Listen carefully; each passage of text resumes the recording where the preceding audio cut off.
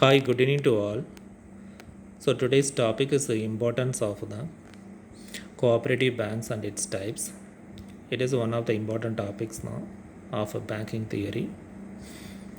So we will look at the meaning of a cooperative bank first.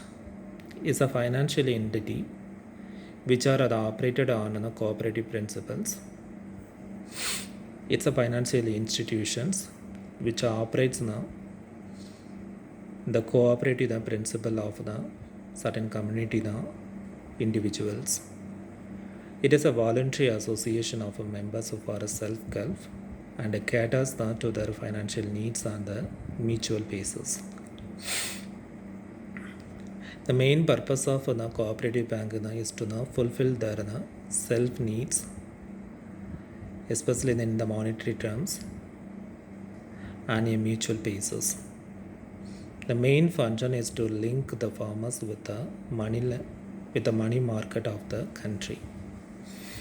It acts as a linkage between farmers and the money markets of the money markets in the country.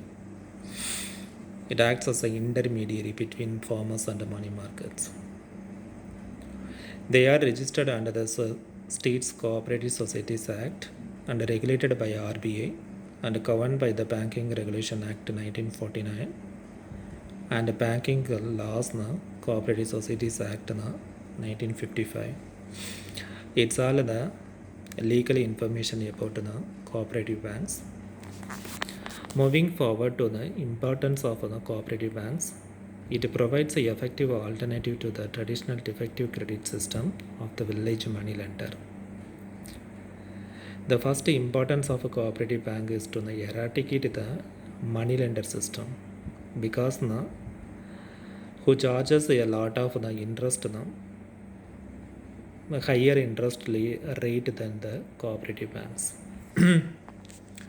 It provides cheap credit to masses in rural areas. Cooperative bank charges very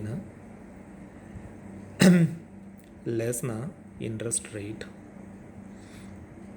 when they provide the credit to the rural people.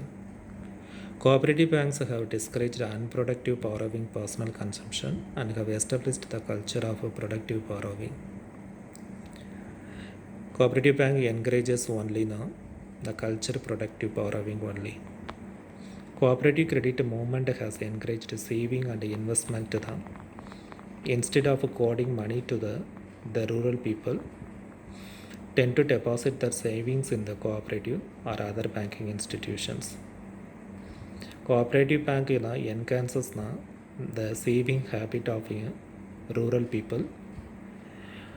Otherwise that they will code the money as idle cash. Cooperative societies have also greatly helped in the introduction of better agriculture methods. Through the cooperative societies, the rural people introduce a lot of new agricultural methods in an efficient way. Cooperative credit is available for purchasing improved seeds, chemical fertilizers, modern implements, etc. The new technology also, new technologies are also implemented by rural people with the help of cooperative banks. It offers a higher interest rate on deposits. It offers the interest rate also and deposits which are done by the rural people. Next, types of cooperative banks. There are 4 types of cooperative banks in India. The first one is the central cooperative banks, or shortly it is called as the CCPs. These banks are organized at the district level and can be of 2 types. The first one is a cooperative banking union and the second one is mixed control cooperative bank. Central cooperative bank it's a middle of the bank between primary cooperative bank and the state cooperative bank. If the If need a credit for the primary cooperative bank, they will approach to the central cooperative bank. It will provide for them.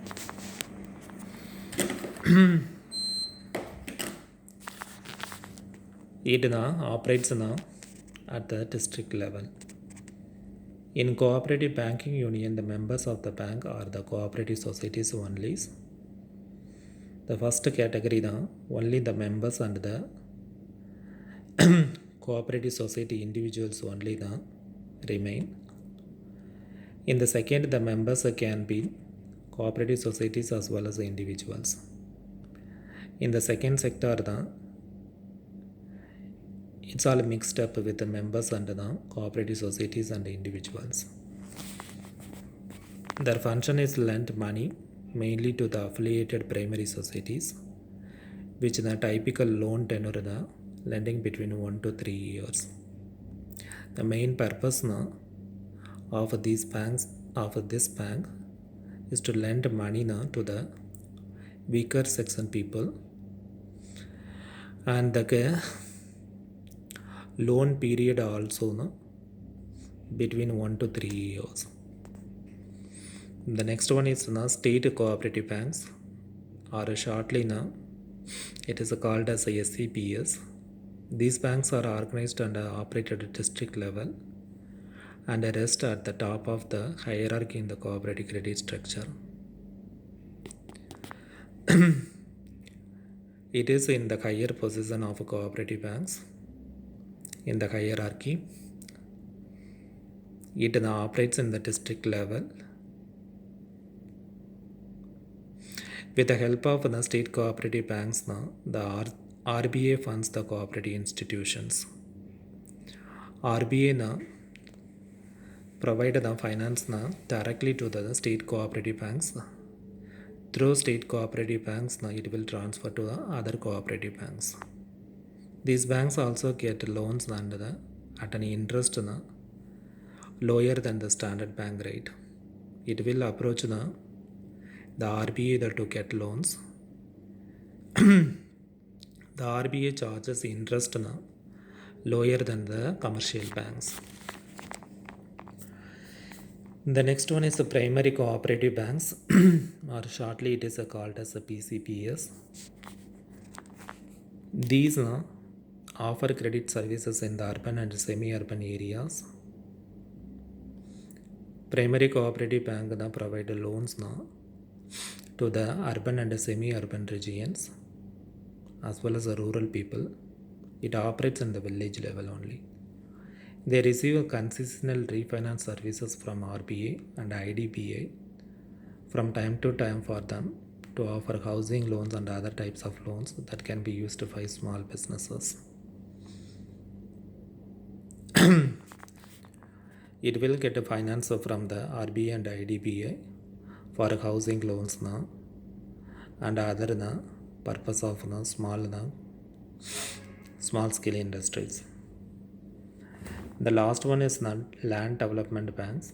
These are divided into 3 tiers, which are primary, state and central. These offer credit services to the farmers for a developmental purpose. They used to be regulated by RBA as well as the state governments. The land development banks don't come under the cooperative banks now, because this responsibility was recently transferred to the NABARD.